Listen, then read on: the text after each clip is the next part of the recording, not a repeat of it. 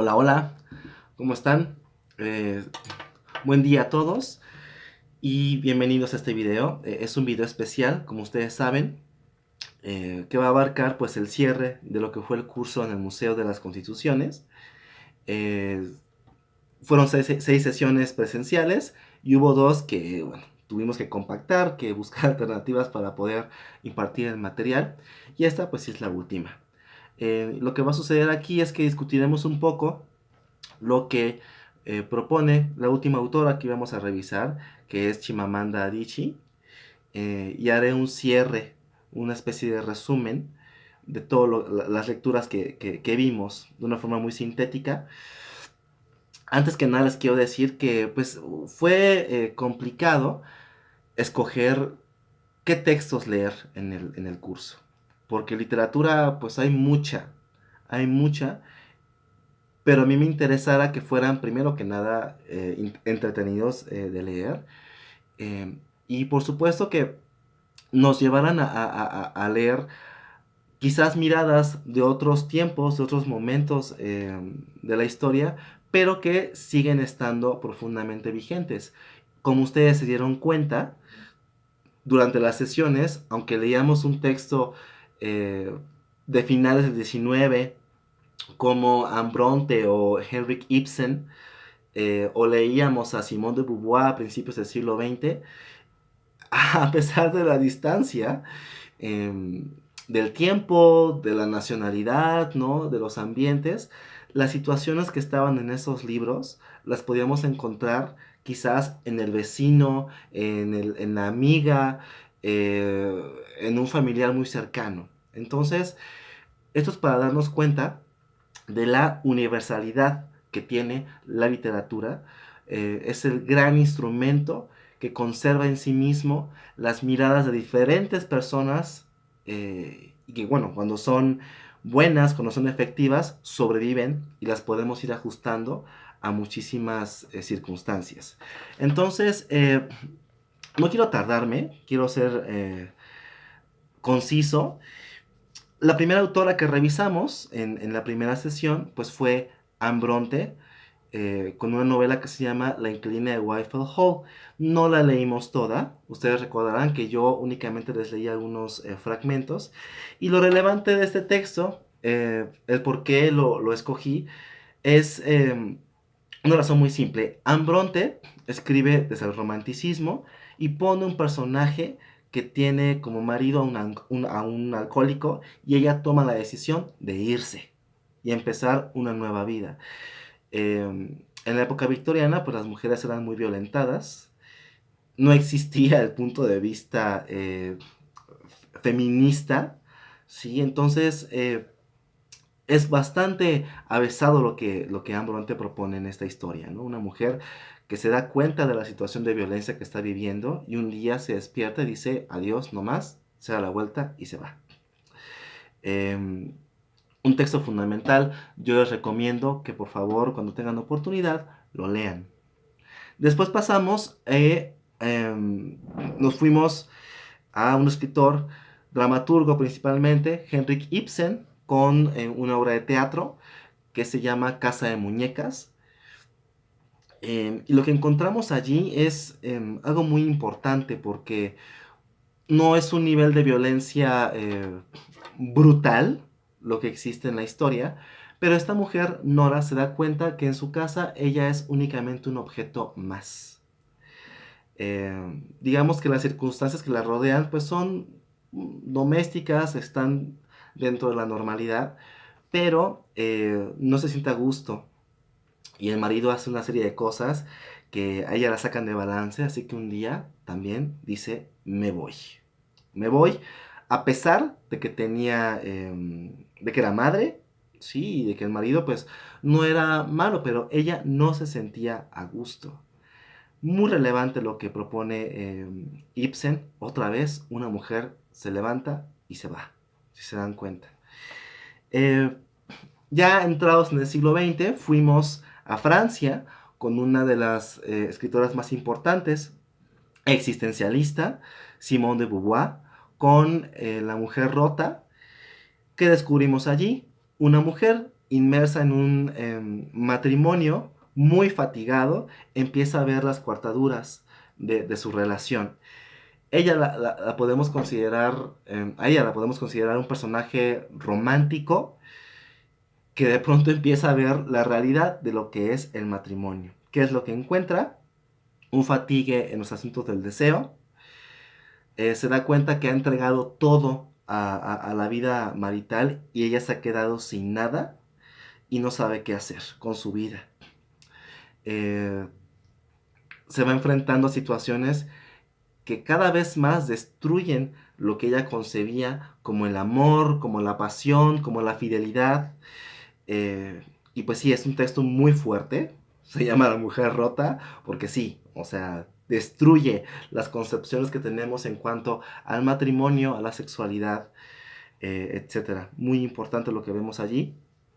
Y en cuestión de la violencia, es importante darnos cuenta que el personaje femenino aquí sufre una violencia porque no sabe quién es.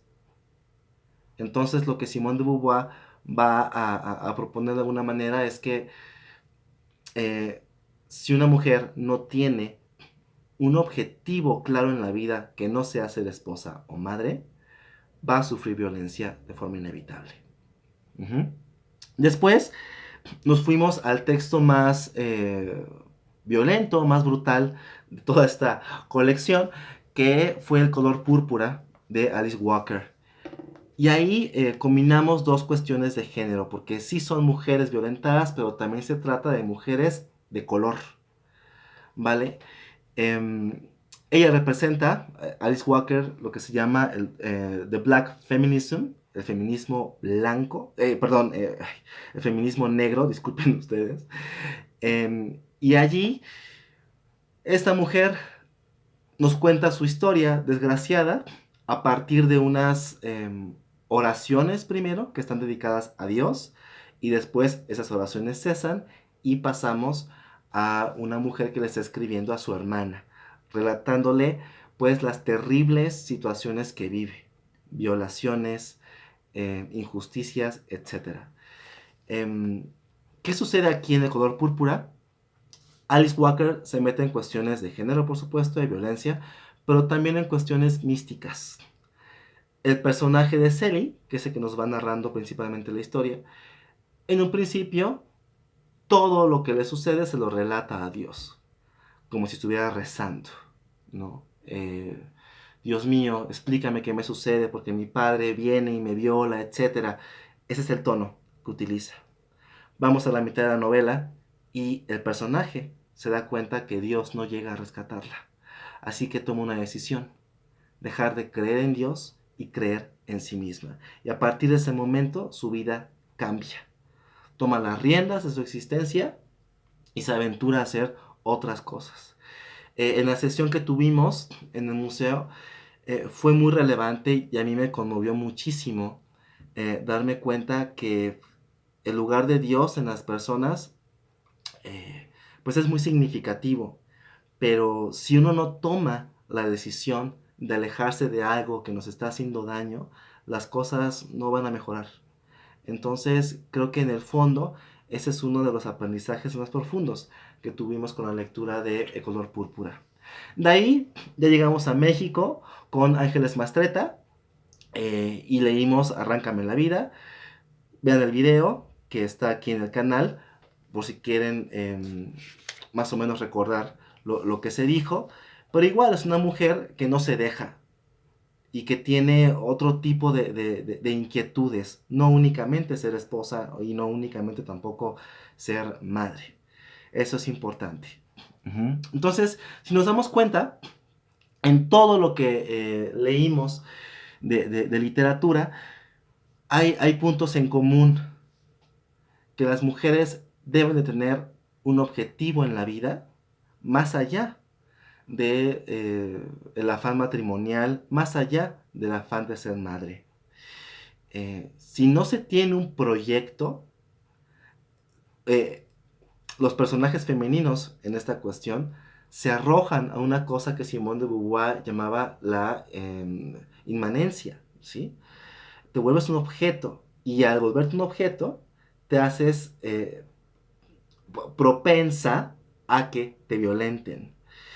Así que, leyendo desde Ambronte hasta Ángeles Mastretta, lo que nos quieren decir estos escritores es que hasta que las mujeres no construyan otra realidad, las cosas van a cambiar. Esto hay que tomarlo con cuidado, porque ustedes saben que eh, en este México y en este mundo, las personas se comportan y tienen circunstancias muy específicas, cada una de ellas. No es lo mismo pues, una chava que vive en las lomas a una chava que vive en una colonia eh, de clase baja, por ejemplo. La chava que vive en las lomas tendrá sus preocupaciones, sus conflictos, sus retos, que son muy distintos a la otra chava que vive en una comunidad pobre, en una comunidad indígena. Son muchas realidades. Entonces, si bien estos escritores, desde Simone de Beauvoir hasta Ángeles Mastretta, abordan la cuestión de la violencia de género, es importante recordar que esto es nada más una parte de la realidad.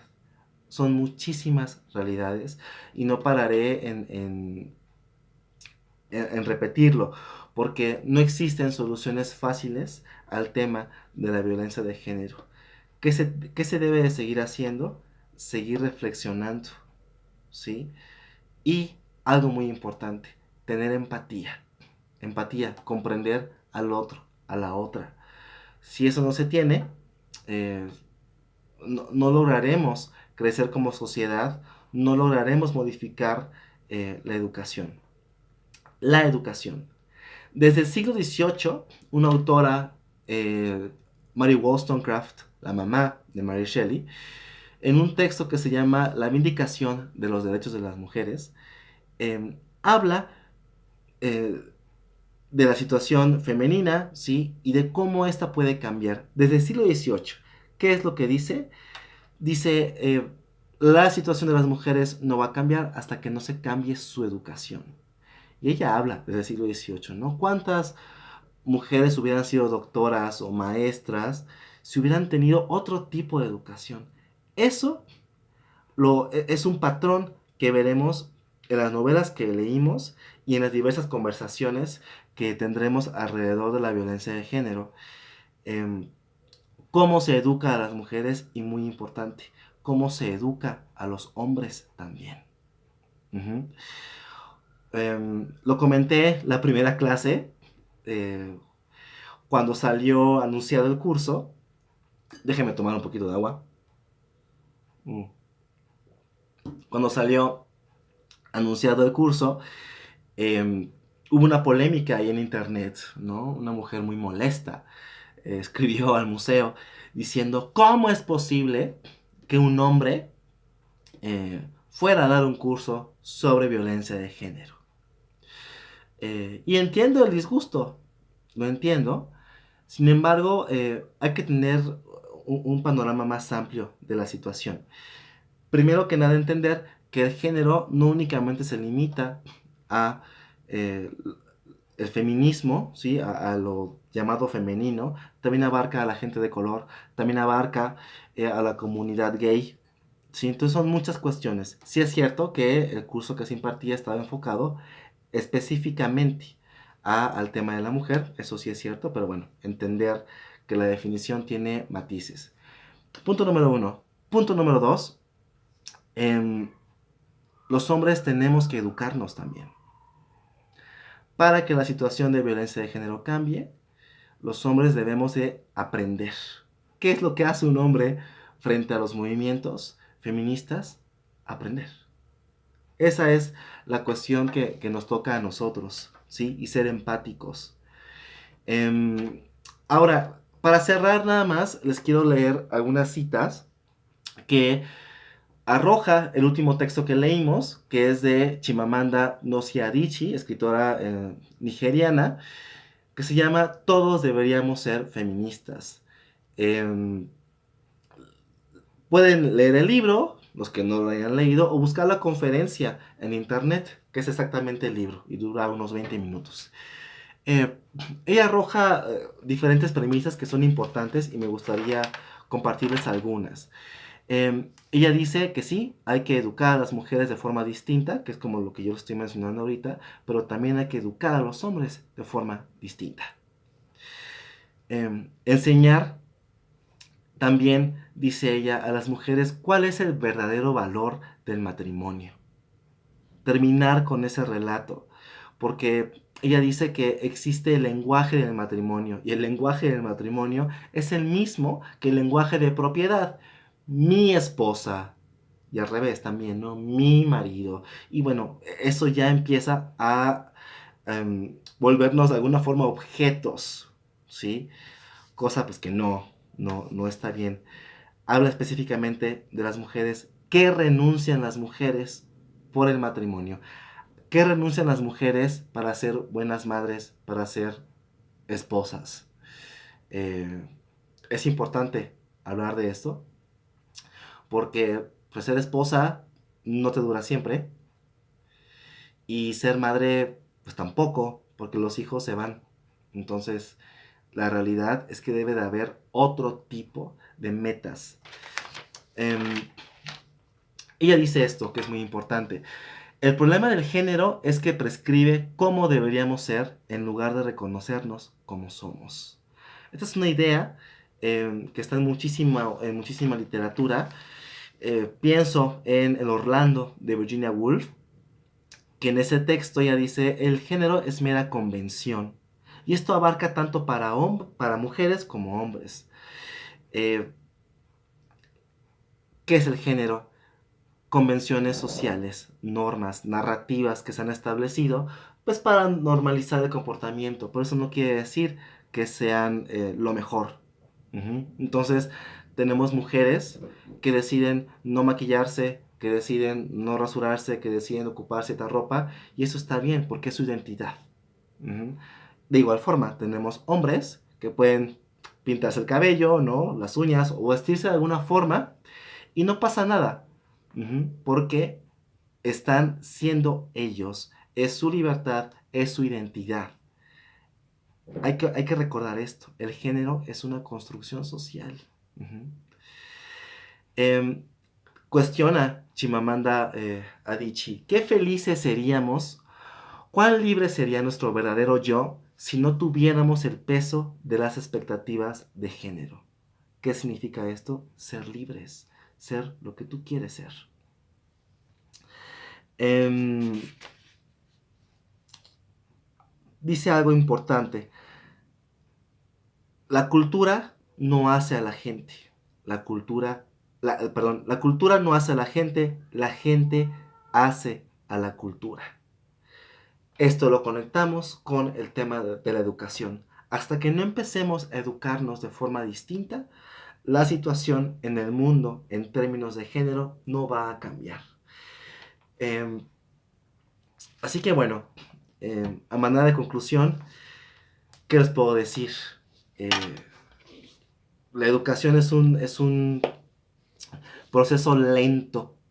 Es como el agua que se va escurriendo por las paredes. Ojalá los cambios fueran expeditos, pero no es así. Se requiere mucho trabajo. Pero algo que yo noté en el curso maravilloso en el museo es que había mujeres, había hombres y juntos querían encontrar una solución a ese problema. Em, para mí es muy emocionante, muy conmovedor escuchar las historias de tantísimas mujeres que han logrado huir de una situación de violencia y empiezan de cero su vida. Qué admiración, qué, qué coraje tienen. Eh, de verdad, aprendamos de ustedes que han atravesado ese infierno. Eh, Platíquenos, enséñenos, ¿sí? Y a mis compañeros, varoncitos, repito, ¿qué nos toca a nosotros? Aprender. Aprender y ser empáticos como parte de la sociedad. Em, y bueno, cuéntenme, por favor, qué les pareció el curso. Para mí fue un honor estar con ustedes. Espero que no sea la última vez que nos veamos. Ya por ahí les va a llegar el correo para que escriban sus comentarios, y a lo mejor se planea algo en el segundo semestre del año. Me encantará verlos por allí. Si no se han suscrito a este canal, suscríbanse al canal porque bueno, yo sigo con esta labor literaria, tratando de contagiarles el gusto por los libros, y me dará de verdad muchísimo gusto saber que algo que se diga aquí les ha motivado a acercarse a cierto autor, ¿no? Cuídense mucho, estamos en contacto y recuerden, hay que aprender siempre, todo el tiempo.